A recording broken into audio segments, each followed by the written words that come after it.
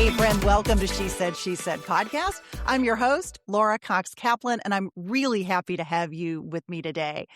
So, here we are. It's late January, and if you're anything like me or like most people, those goals that you set at the beginning of the month may have started to just be a little bit tougher to stick with. You've reached maybe that middle part and the news worn off and you're right in the middle of slogging through, and it can be very, very hard to stay motivated.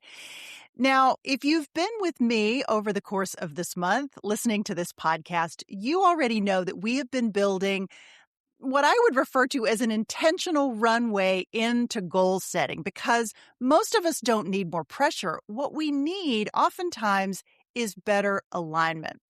Now, in episode 349, our first for this year, we started with the thing that we usually skip, which is what to do before you set a single goal, essentially the scaffolding that's ultimately going to support your goal setting.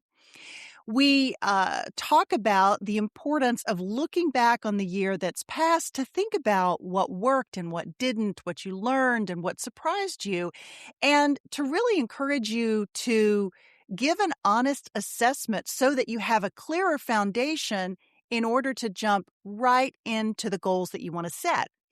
We talked about, as part of that, the importance of picking a word of the year, which can serve as your North Star.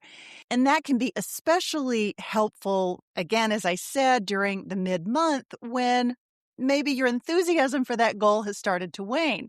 Then in episode 350, we talked about what happens when you do set goals and then reality hits. And sometimes we can turn a setback or a failure or a slip into an evaluation of who we are. And we talked about some important ways to avoid that. And then last week in episode 351, we talked about a question that I got recently, and it reminded me of something that I wanted to share on this podcast. Essentially, when someone asks you, what is the end game with a project that you're working on that maybe doesn't necessarily adhere to the same kinds of measurements and benchmarks of, other projects that you would work on? My podcast is a perfect example of that. And that question can sometimes cause us to start to ask, well, wait a minute, is the person asking because I'm not where I should be? And it can cause some second guessing in yourself. And so I talk a little bit about ways to not internalize that question, some of the things that you can do instead. And that provides a really great bridge for today's conversation, because staying motivated isn't necessarily about trying harder or being more disciplined. Oftentimes, it's understanding how motivation actually works so that you can build goals and feedback loops and really an environment that supports you when you get into the messy middle and when your willpower might begin to run a bit low. Now, you'll find links to all of those past episodes that I just mentioned wherever you listen to podcasts or in the show notes for this episode. This episode is episode 352. And all of this is why I am especially excited to welcome this week's guest. She provides a natural continuation of this January series. Her name is Ayelet Fishbach. She is a professor of behavioral science at the University of Chicago Booth School of Business. She is one of the world's leading experts and researchers on motivation and goal pursuit. She's received numerous awards for her research, but I think what especially sets her work apart is how practical it is, which you're going to hear in this conversation. Now, in her book, which I have here, it's called Get It Done. She provides language and honestly a lot of relief to what so many of us are navigating. How to choose the right goals, how to stay engaged when progress can feel really slow or maybe even invisible, and how to reframe struggle not as failure but as information. This conversation is about continuing to move forward, not perfectly, but intentionally and one small step at a time, and really learning how to keep going when it might feel like it's easier to just stop. So I'm excited for you to hear this conversation with Ayelet Fishbach. Enjoy. Professor Ayelet Fishbach, welcome to She Said, She Said. Thank you so much for having me, Laura. Excited to be here. Well, I'm so happy to have you here. I have been doing a series of sort of goal-setting conversations on this podcast during the month of January. And one of the reasons why I was so excited to have you on today is that we're at that point in January. A lot of people, myself included, have set some big ambitious goals for the year. You start off with that new year energy. And by the time you get to this point in January, we're now in what is today, the 22nd, 23rd. The new has worn off a little bit. This is your area of expertise. So before we jump into the substance of that, I would love for you to maybe talk a little bit about what attracted you to this field. What was it about motivation that kind of got you going? Well, everyone that's already listening to this podcast is probably curious about motivation. So I don't need to preach to the choir to say that this is a super interesting topic. But now I'm a behavioral scientist. I'm a social psychologist by my training. And I was curious about motivation. The field of social psychology looks at how your environment influences your behavior, how you can change what you do and what you achieve by changing something about the way you do things, okay, or the way you think about the environment. And what a better area to test these interventions than in getting people to achieve their health and professional and family goals and so on. So I study motivation. Yeah, I love that. Maybe let's start kind of from the very beginning of this topic, related to sort of the scientific reasons behind why our motivation starts to fade. Once we've sort of passed the bright, shiny start and we're a long way from the finish line, talk about what happens to us psychologically. Why do we oftentimes fall into that pattern of the middle? This is hard to slog through. Well, it's easier to start and to finish than to pull yourself through the longer middle. At the beginning, every action feels like it does a lot. Okay, I just doubled my progress. Okay, I went to the gym once and now I went twice, and it's double of this. Right. Okay? Toward the end, the motivation is very high. By the way, also for animals, okay? Yeah, animals running the maze, okay? Rats, as they get closer to the cheese, they run faster. As we get closer to finish academic degree, toward finish writing a book, well, we are highly motivated. We can see the end in sight. Every action feels like it does a lot. Mm-hmm. Okay, in the middle, it doesn't feel like you are moving the needle, or the contribution is meaningful, and so middles are difficult. And when we set a goal for the year, we're going to have a long middle. Yeah. Let's talk a little bit about some of the strategies, and there are many, many strategies. The book talks about all of these in a really practical way, which I love. But let's jump into some of the strategies and maybe the things that people either underestimate or just discount altogether in terms of their impact on keeping you going and especially helping you through that middle phase. Yeah. So let me start with what people overestimate. And what people overestimate is their willpower. Motivation strategies are all about finding the easy way instead of trying harder. It's not beating yourself. It's not saying I just need to be stronger, or I need to have a strong willpower. It's about designing a system that allows you to do this in the easy way. Now, in terms of what are the strategies, well, they usually fall into setting goals, monitoring progress toward these goals, managing your goal system and all the other goals that are in your life, and then designing social support. That is, if you set a goal that is exciting for you, okay, if you can measure progress. If you know to like look back initially and then look forward once you're like, beyond the midpoint, if this goal fits with everything else and your friends, colleagues, family is supportive, you have a pretty good chance of sticking with it. Mhm. Otherwise, it's harder. Yeah. You talk about the fact that not all types of feedback, and I mean, I guess it could be considered support, but not all feedback is created equal. And so when you talk about designing this environment and your support system and sort of what that looks like, you talk, there's a number of areas that you recommend being aware of. Let's walk through some of those, because I've always heard and certainly benefited from having an accountability partner. If you're, trying to get more exercise, having somebody to go on a walk with, or if you're, dieting, having the people who live in your house also on the diet with you is really important. So let's talk a little bit about designing those structures and that sort of accountability feedback piece. So we are social animals. As people, we live with other people and we do things with other people. And this is in our brain. Okay. There is nothing we can do about it. We were not designed to do things by ourselves.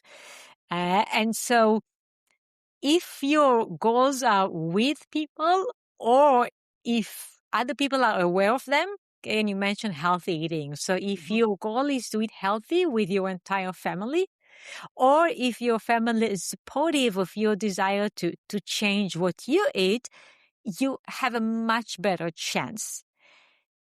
Keep in mind that social support means really support. Okay. So when we are supported, we thrive. But when we feel like someone is trying to control us, we don't like it. We rebel. Right? And so I'm not talking about people who criticize us, who put us down, but more of being our cheerleaders. We look at studies in which we look at who is the best role model. And the best role model is someone who wants you to be successful. That is, looking at some amazing athletes on TV is actually not going to do much to inspire you to exercise. But having someone, which could be your coach, your friend, your family member that wants you to keep up with your exercising schedule, this will move the needle. Yeah.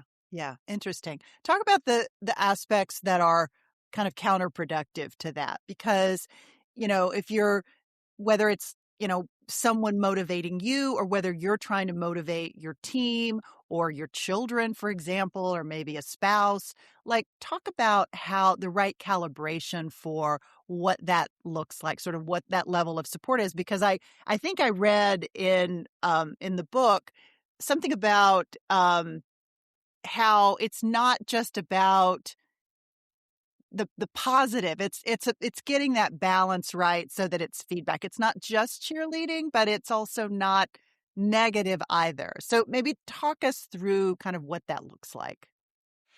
A few principles here. First, when you're in the position of giving feedback, you really need to be thoughtful in how much positive versus constructive negative feedback you are going to give. Yeah. Everyone is a work in progress, right? So we can always highlight the things that someone did right or the things that they still need to do or that they did wrong. Right. Highlighting successes works well for people who are unsure about their commitment, about their confidence. I don't really know if I can do this. And when you highlight what I already did, okay, or what I did right, I feel more motivated. Only to the point where someone feel like they are the experts, they know what they are doing, you are moving to more constructive feedback.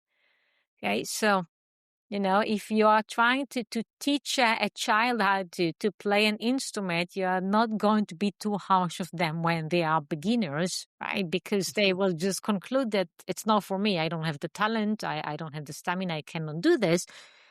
Only once the child has grown into as someone who can play and can master this skill, this is when you're going to say, yeah, but you didn't quite express things the right way. You didn't quite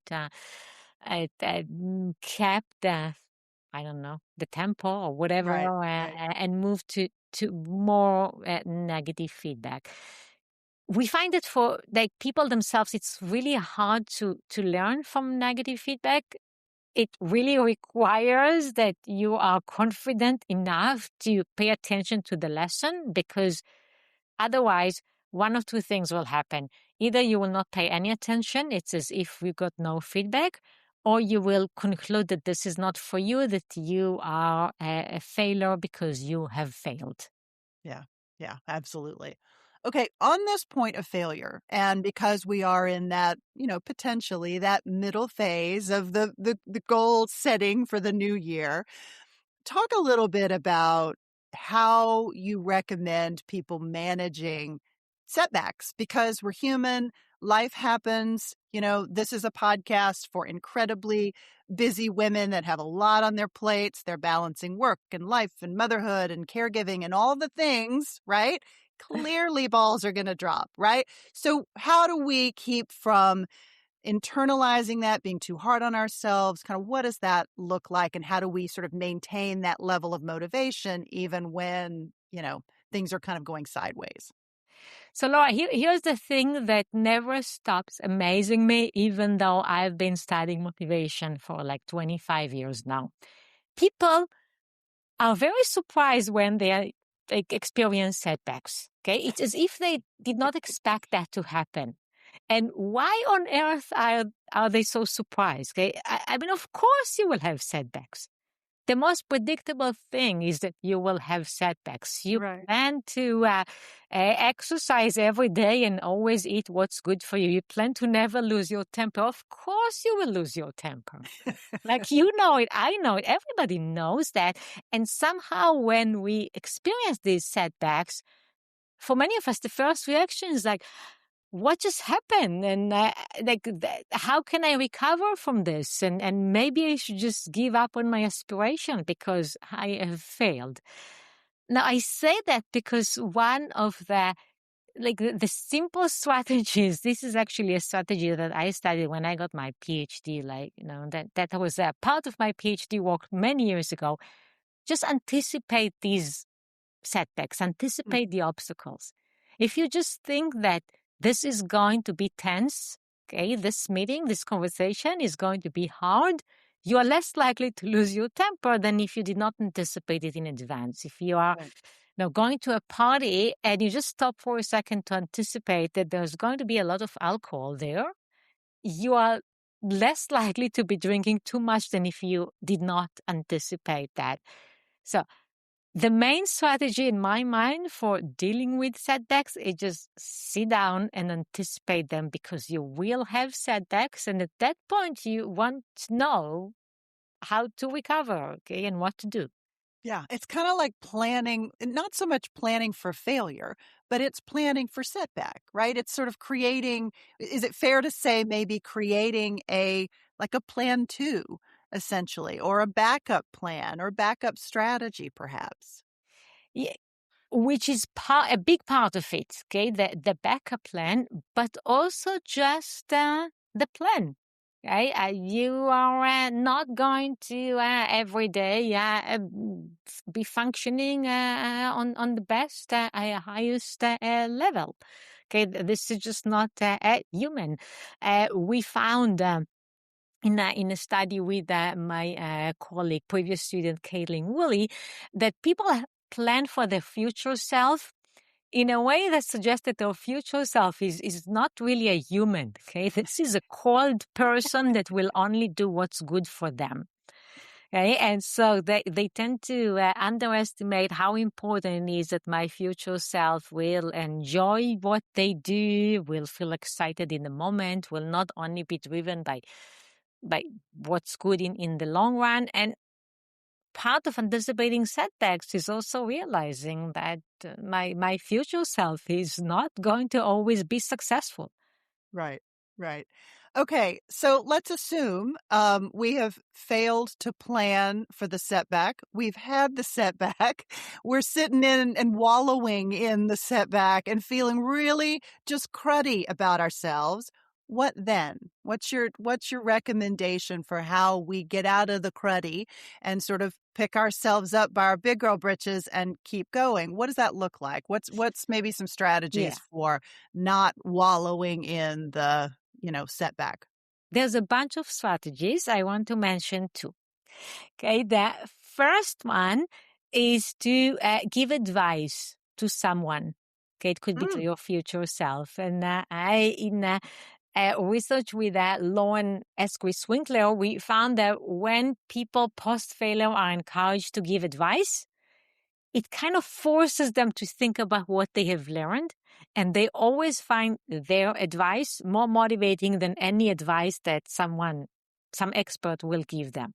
Okay. mm. And so we looked at people that were like struggling with school, that were struggling with their finance, with their anger management, with their health. Okay. So they were trying to lose weight.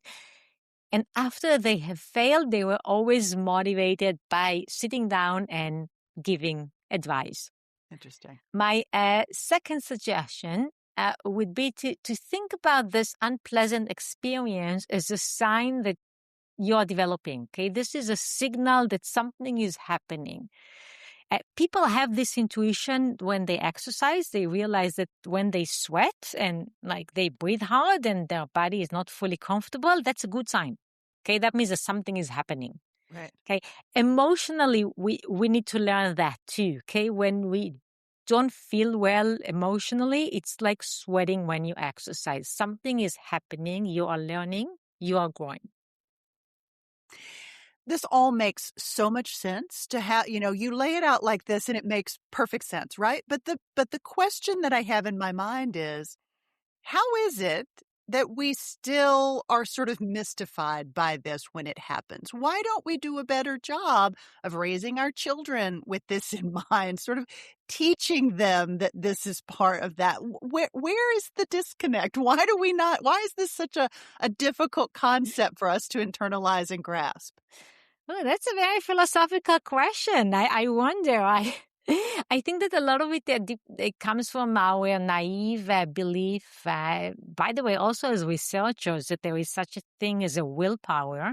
Mm-hmm. And if you have failed, you do not have the willpower, and that's somehow diagnostic of your future possibilities. So we have this unhealthy relationship with failure that like, no, not only I have failed, but I'm also a failure. Okay. I also signal to myself that it will never work out. And this is probably something that we should just change in the conversation and Yeah.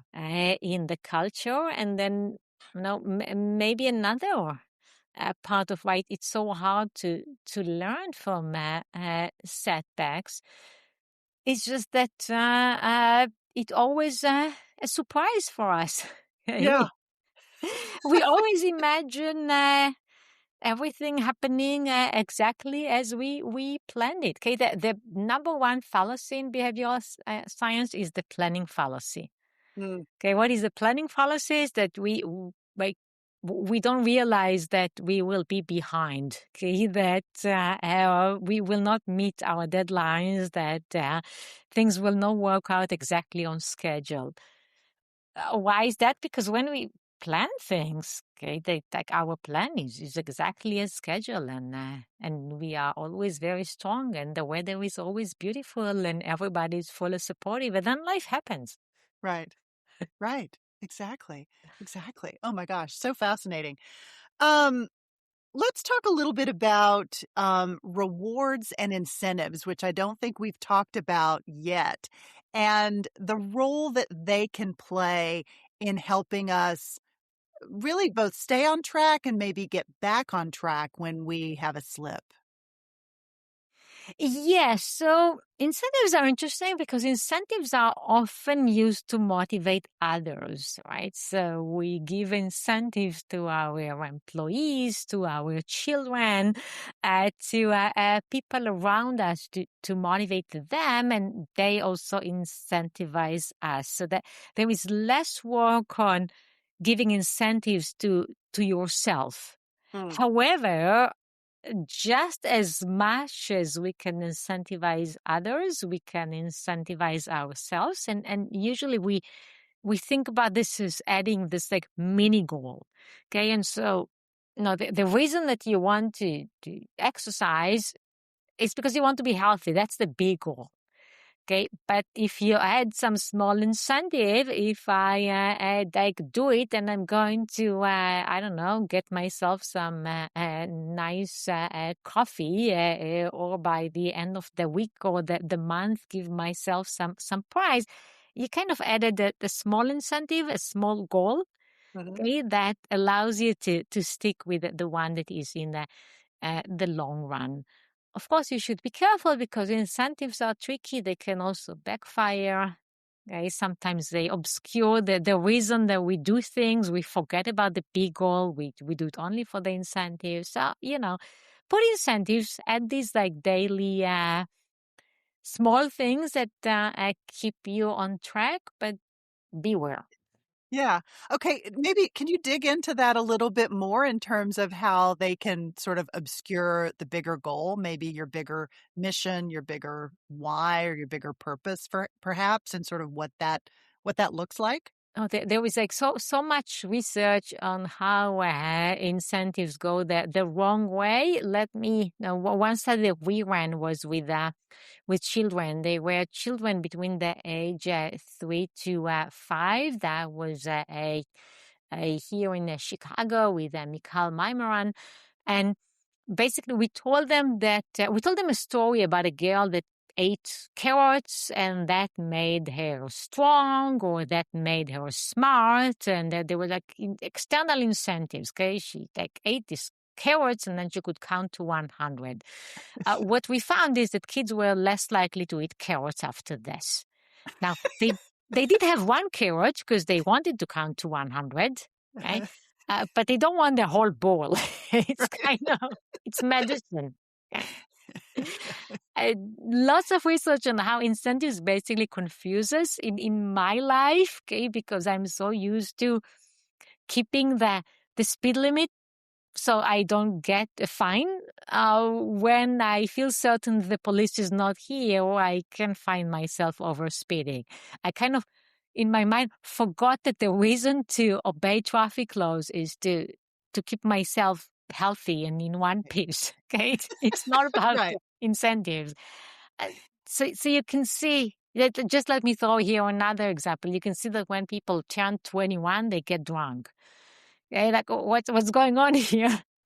Well, they didn't realize that the reason that there is a law that limits consumption of alcohol among children is to protect their health. Right. Right. Makes perfect sense.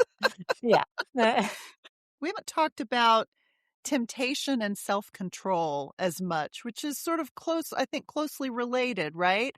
But maybe let's share some perspective on how you think about temptation and self-control, because it's not the Yeah. same thing as willpower necessarily. So maybe talk a little bit about the difference. Temptations, yes. Temptations are these things that stand in the way of more important goals. And so we all have multiple goals. Okay. We have family goals, community goals, health goals, leisure goals. We want to enjoy life. We want to get somewhere in life. And in general, we seek to pursue all these goals together, but in the process of like doing many things, some things we need to let go.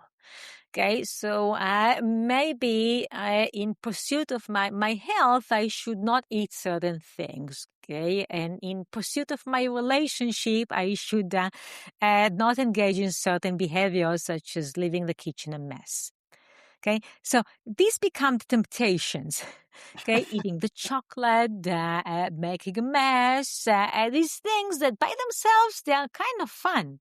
Right. Okay, except that there is now another goal that's more important. Okay, yeah, spending and saving is a big one. Okay, Yeah. like I want to purchase many things. It's fun. Okay, it makes me happy. But I also have an overriding goal, which is to save for the future. What we find as a field is that the number one intervention in dealing with these temptations is basically to multiply them in your mind, okay? To think about this decision not as a one-time decision, but as many decisions. Hmm. We sometimes call it bracketing, other times we call it wide decision frame, but basically it's never about whether you want to eat a donut. It's whether you want to eat 100 donuts. Okay. It's not about whether you want to splurge now, is whether if you had to make this decision 100 times, what the decision would be.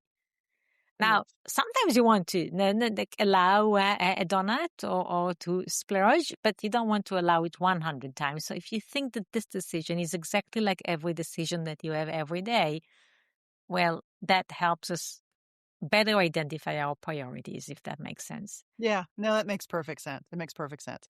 Okay, if you could leave my listener with um maybe your best advice for kind of how to tackle this particular sort of phase that we find ourselves in related to goal setting. We've talked a lot about strategies and you've given us great perspective, but maybe just some parting thoughts on things to keep in mind that relate to your work here.